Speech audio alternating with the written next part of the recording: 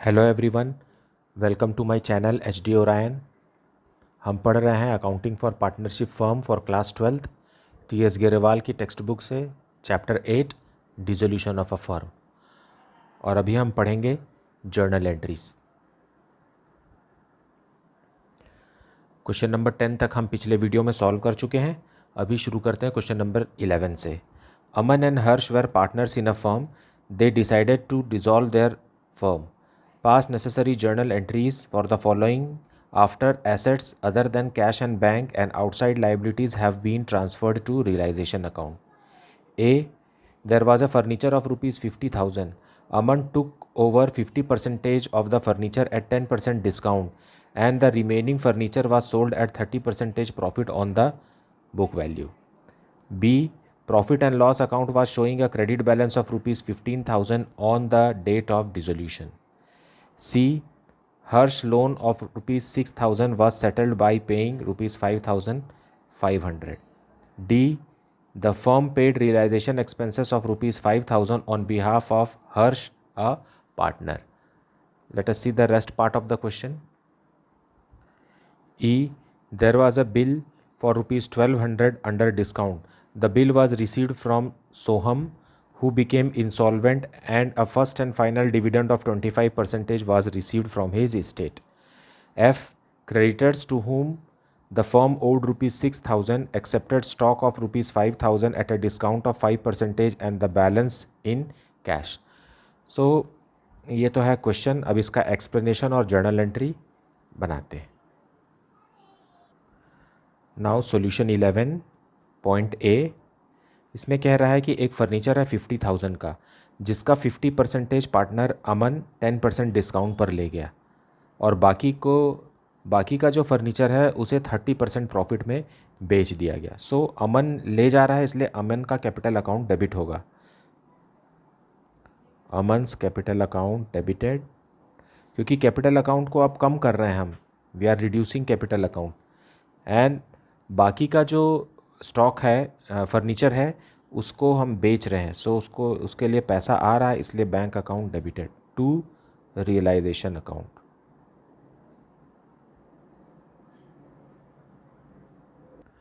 अच्छा, अब अमन कितना ले गया? अमन 50,000 फर्नीचर का आधा ले गया, मतलब 1/2 ले गया। और कितने में ले गया? 10% डिस्काउंट में, मतलब 90% में ले गया। So the amount is 22,500। और बाकी का जो फर्नीचर बचा, जो कि 25,000 है, 50,000 का बाकी का जो बच रहा है, उसको 30% प्रॉफिट में बेच दिए, मतलब 130% में बेच दिए। So the amount is 32,500। Now the grand total 55,000 being half furniture taken by partner and other half sold at 30% profit. Now point B, profit and loss account was showing a credit balance of rupees 15,000 on the date of dissolution. Profit and loss account का credit balance मतलब वो profit है जो कि liabilities की तरफ है, और ये रियलाइजेशन अकाउंट में ट्रांसफ़र नहीं होता है क्योंकि दिस इज़ द प्रॉफिट, ये सिर्फ पार्टनर्स का है। रियलाइजेशन अकाउंट में वो सारे लाइबिलिटीज़ ट्रांसफ़र होते हैं जो बाहर वालों को देने हो। सो यहाँ पर profit and loss credit balance को डेबिट करके क्लोज करेंगे। So profit and loss account debited, how much? It is 15,000। और हमारे पास दो पार्टनर हैं, उनको दे देंगे। तो to Aman capital account and to Harsh capital account.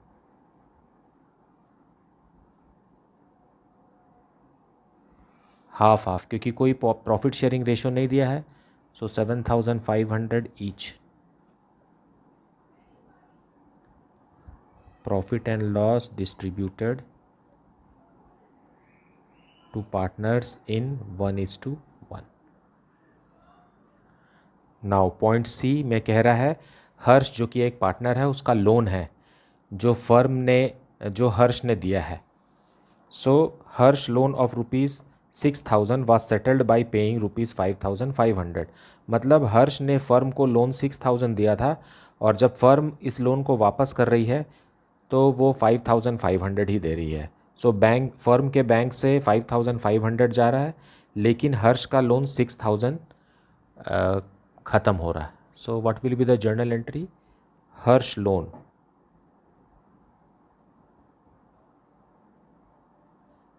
Account debited 6,000. ये क्लोज हो रहा है, एक लाइबिलिटी है वो डेबिट होके क्लोज हो रही है और फर्म के बैंक से कितना पैसा जा रहा है? 5,500. तो बाकी का जो प्रॉफिट हो रहा है इसमें फर्म को फ़ायदा हो रहा है, 500 रुपये कम देना पड़ रहा है हर्ष को. So that will go to realization account. That is profit on loan being partners loan cleared. Now point D में क्या लिखा है? पॉइंट डी में लिखा है the firm paid realization expenses of ₹5,000 on behalf of Harsh a partner. Harsh जो कि एक पार्टनर है उसे रियलाइजेशन एक्सपेंसेस पे करना था लेकिन फर्म ने अपने बैंक अकाउंट से इसका पेमेंट किया. तो फर्म क्या करेगी? फर्म हर्ष से वसूलेगी इसको क्योंकि जिम्मेदारी तो हर्ष की है, इसलिए हर्ष का कैपिटल अकाउंट डेबिट होगा. कैपिटल अकाउंट को डेबिट करना मतलब उनके कैपिटल अकाउंट को कम कर देना.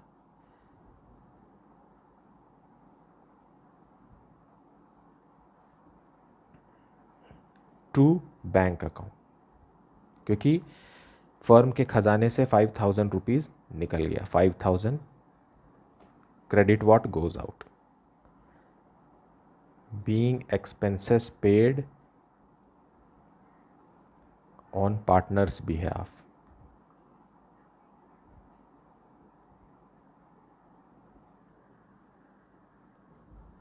Now point E में लिखा है there was a bill under discount for ₹1,200. The bill was received from Soham who became insolvent and a first and final dividend of 25% was received from his estate. So सोहम ने firm को जो bill receivable दिया था उसको हमने discount करा लिया था. अब क्योंकि सोहम इंसॉल्वेंट हो गया है तो वो बिल जो हमने बैंक से डिस्काउंट कराया है वो डिसऑनर हो गया. सो बैंक वाला फर्म से पैसे पूरा का पूरा 1,200 रुपीज़ ले लेगा. सो ई में 2 जर्नल एंट्रीज होंगी. First is realization account debited to bank being Soham's bill dishonored या being bill dishonored. ये बिल सोहम ने दिया था जो 1,200 रुपीज़ का था और हमने उसे बैंक से डिस्काउंट कराया था, इसलिए ये बैंक माइनस हो जाएगा क्योंकि बैंक हमसे पैसे ले लेगी. अब बिल के डिसऑनर हो जाने के बाद सोहम हमारा फिर से डेटर बन गया और वो सिर्फ 25% ही दे पाया. So what will we write? Bank account debited. हमको पैसे मिल रहे हैं बैंक से, सो 1,200 का 25% ही मिल रहा है. So it is how much? 300 to realization account.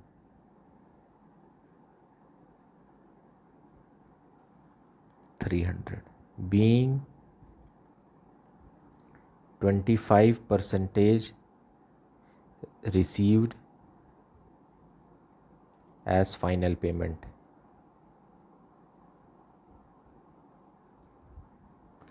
अब यहाँ पर बैड डेट्स अकाउंट क्यों नहीं खोले? क्योंकि हम रियलाइजेशन अकाउंट में है, इसलिए कोई भी प्रॉफिट या लॉस को यहाँ पर के वो अलग से नहीं लिखेंगे, वो कलेक्टिवली प्रॉफिट ऑन रियलाइजेशन या लॉस ऑन रियलाइजेशन के रूप में वो आखिरी में सामने आ जाएगा. अब पॉइंट एफ में लिखा है creditors to whom the firm owed ₹6,000 accepted stock of ₹5,000 at a discount of 5% and the balance in cash. मतलब ये है कि 6,000 वाले क्रेडिटर्स को 5,000 का स्टॉक 5% डिस्काउंट पे, 5% डिस्काउंट पे मीन्स 25 रुपीज़ डिस्काउंट पे दे दिए, और बाकी का जो पैसा है वो फर्म ने कैश में पेमेंट किया। तो क्रेडिटर्स और स्टॉक जो एडजस्ट हो गया उसकी कोई जर्नल एंट्री नहीं होगी। जो पैसा हम, बाकी का पैसा जो हम कैश में दे रहे हैं, फर्म जो कैश में दे रही है, सिर्फ उसी की एंट्री होगी। So what will be the entry for F? Realization account debited to bank, realization account debited to bank being payment to creditors.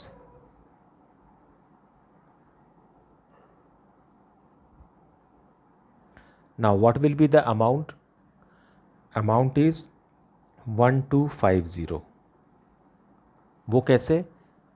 Working note में देख लेते हैं। 5,000 का जो स्टॉक है उसे 5% डिस्काउंट में, मतलब 95% में ले गए, तो ये कितना हो जाएगा? हो जाएगा 4750। नाउ क्रेडिटर्स कितने के थे? क्रेडिटर्स थे 6,000 के, उसमें से पेमेंट स्टॉक कितने का हो गया? 4750 का।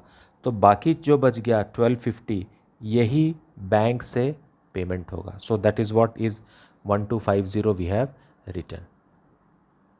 That is the solution. Question 12. Rohit, Kunal and Sarthak are partners in a firm. They decide to dissolve their firm.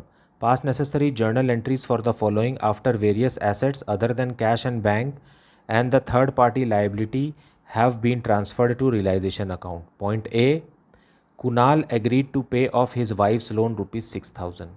Wife is not the partner. Kunal partner है लेकिन वाइफ जो है वो पार्टनर नहीं, मतलब वाइफ थर्ड पार्टी हो गई। B, total creditors of the firm were rupees 40,000, creditors worth rupees 10,000 were given a piece of furniture costing rupees 8,000 in full and final settlement, remaining creditors allowed a discount of 10%. C, Rohit had given a loan of rupees 70,000 to the firm which was duly paid.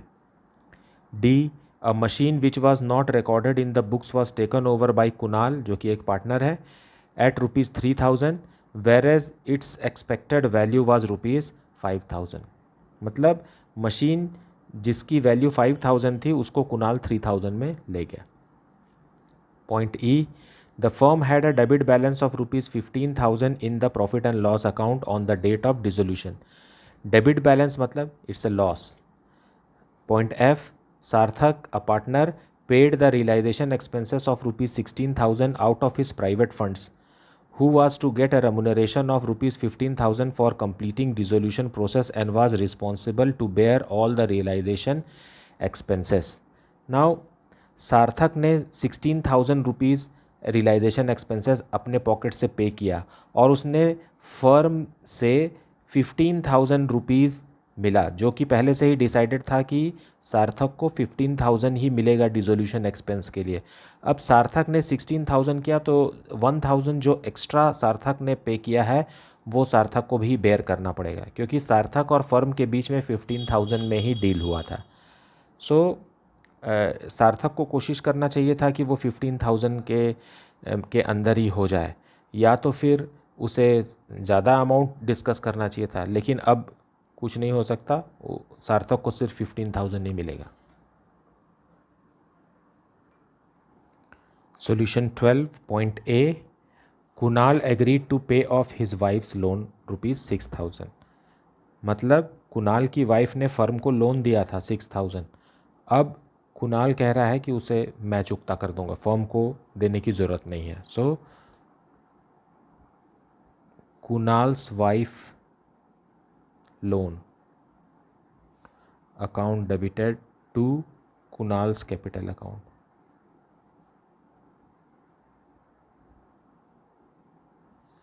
Rupees 6,000.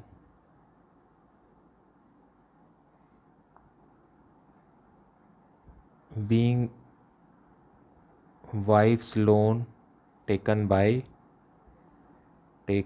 over by partner.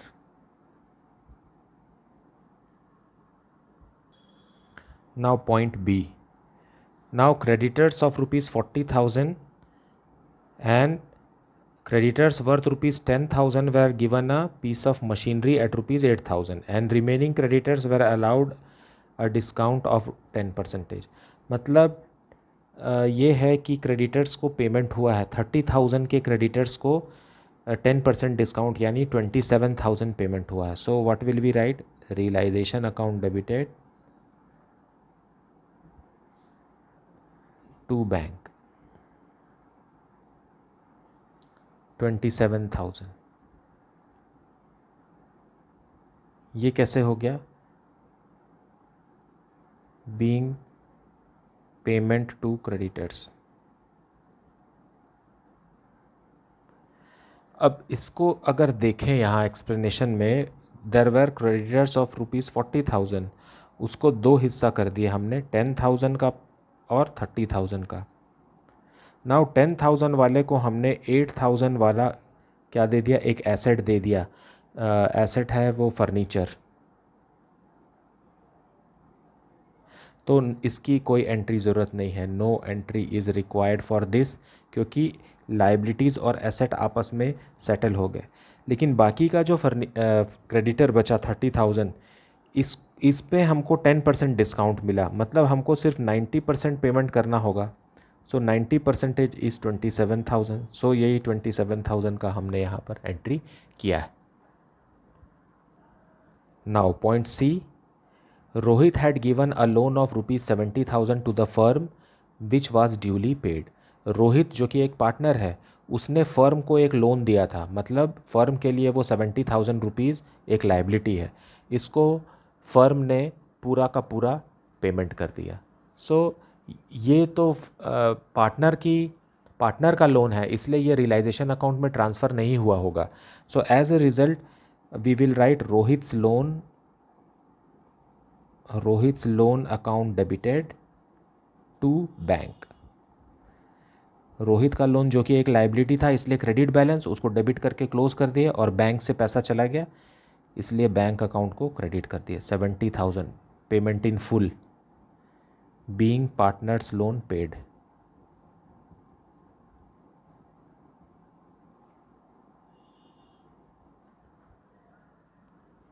Now point D, a machine which was not recorded in the books was taken over by Kunal, a partner, at rupees 3,000, whereas its expected value was rupees 5,000. इसका मतलब ये है कि एक unrecorded asset को partner Kunal ने 3,000 में ले गया. सो कुणाल का कैपिटल अकाउंट कम हो जाएगा, डेबिट होकर के कम हो जाएगा. So Kunal's capital account debited to realization account. 3,000.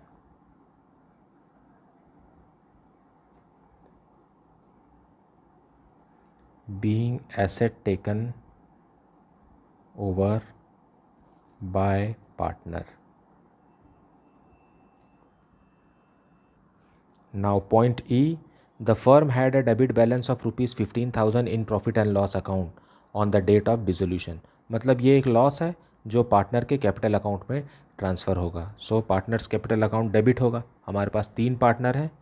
Rohit capital account debited, then Kunal's capital account debited,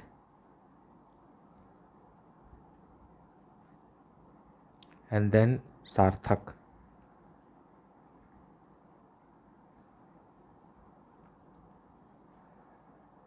to profit and loss account 15,000. और कोई प्रॉफिट शेयरिंग रेशियो नहीं दिया, it means equal ratio 5,000 each. Being loss transferred in 1:1:1.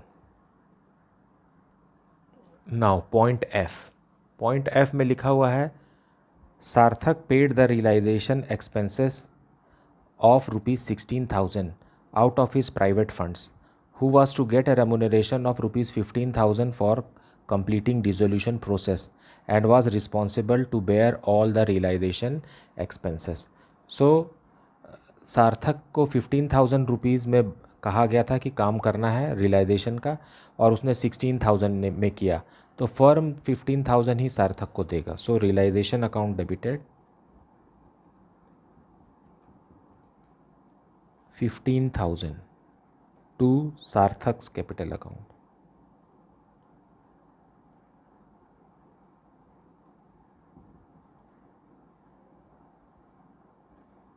Being realization expenses reimbursed.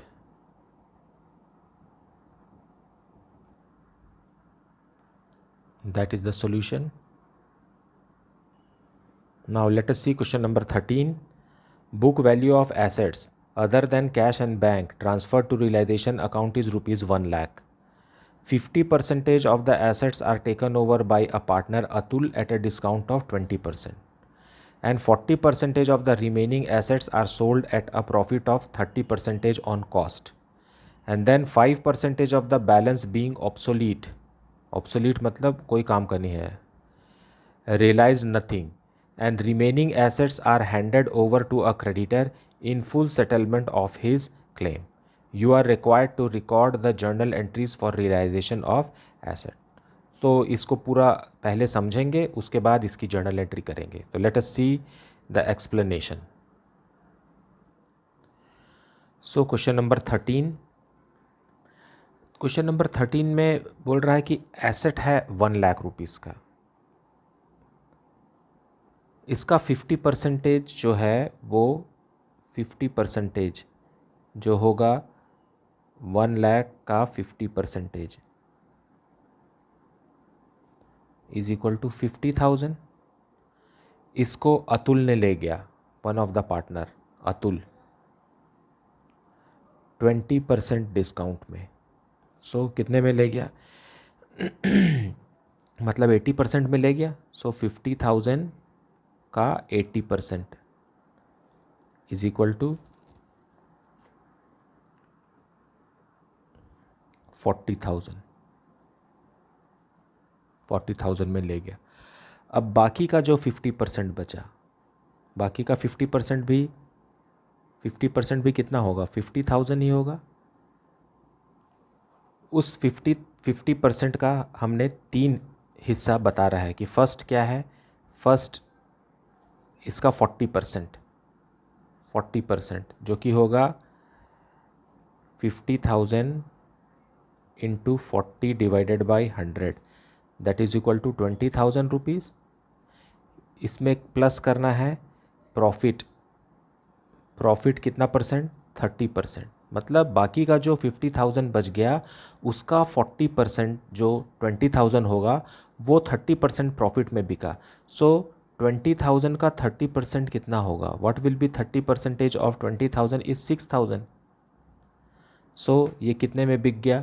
26,000 में बिक गया. तो ये amount bank में आएगा. अब क्या कह रहा है क्वेश्चन कि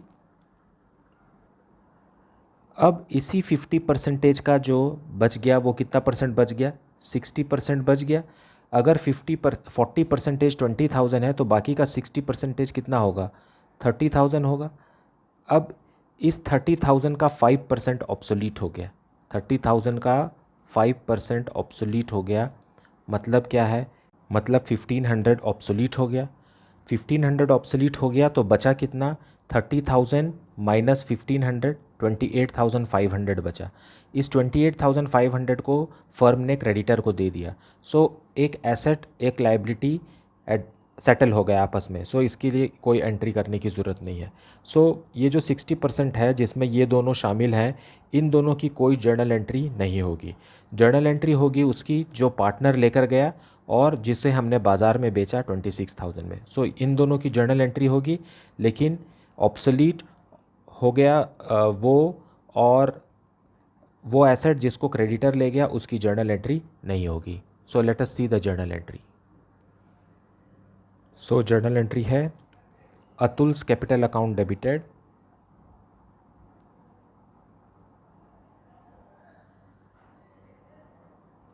देन बैंक अकाउंट भी डेबिटेड क्योंकि थोड़ा सा एसेट हम बेच भी रहे हैं, टू रियलाइजेशन अकाउंट। अतुल कितने रुपए का सामान ले गया? 50,000 वाला एसेट को उसने 40,000 में ले गया। और बैंक में कितना बिक गया? 20,000 वाला एसेट 6,000 प्रॉफिट में बिक करके वो 26,000 हो गया। सो it is how much? 66,000 being assets taken over by partner and sold for cash.